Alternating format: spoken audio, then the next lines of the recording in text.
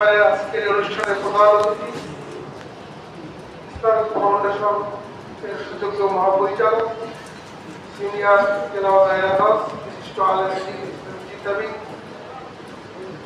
মোহাম্মদ আব্দুল সালাম খান মহোদয়কে প্রধান অতিথি বক্তব্য রাখার জন্য সুবিধা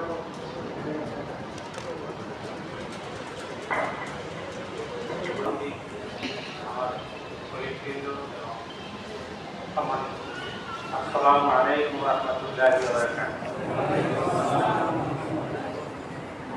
আমরা বাংলাদেশি মানুষ আমাদের মাতৃভাষার জন্য লড়াই করতে হয়েছে জীবন থেকে।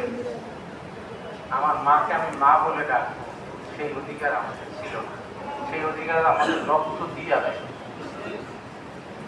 তারপরে পাক হানাদার বাহিনী আমাদের দেশে কর্ণফুলী কাগজের মিলে কাগজ উত্তর নয়, তাদের দেশের চারা না, আমাদের দেশের ছায়া।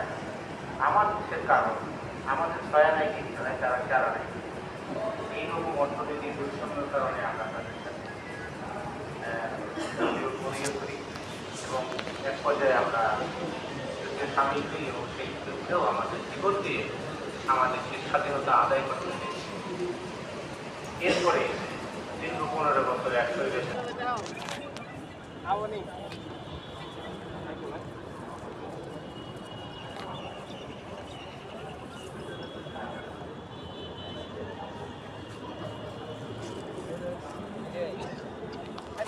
বাংলাদেশের জাতীয় মসজিদ এটা হচ্ছে বাংলাদেশের জাতীয় মসজিদ আর কি দেখতে পাচ্ছেন। বাংলাদেশের জাতীয় মসজিদ হচ্ছে বাইতুল মোকাররম মসজিদ। এর ভিতরে সে 5ই আগস্ট একটি দোয়ার মাহফিল করা হচ্ছে। আমরা সেখানে এখন যাব।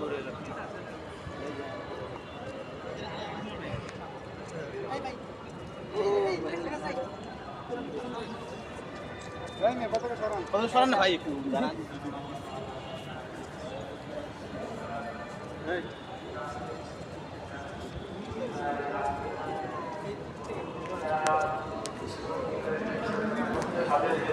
কারণে তারা রক্ত দিয়েছিল, সেই বিষয়গুলো আমাদের সামনে এনে আমাদের বাংলাদেশকে একটা শান্তি দেশ করে তোলা, অর্থনৈতিকভাবে সমৃদ্ধ শান্তি দেশ হিসাবে করে তোলা।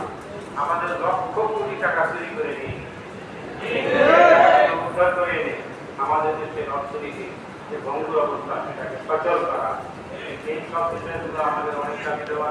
আজকে বিজ্ঞানের ঘোষণা হবে, জুলাই সনদপত্র আজকেই ঘোষণা হবে। আমরা সেখানে অনেক কিছু ঘোষণা পাবো। আমরা এখন আজকে কোরআন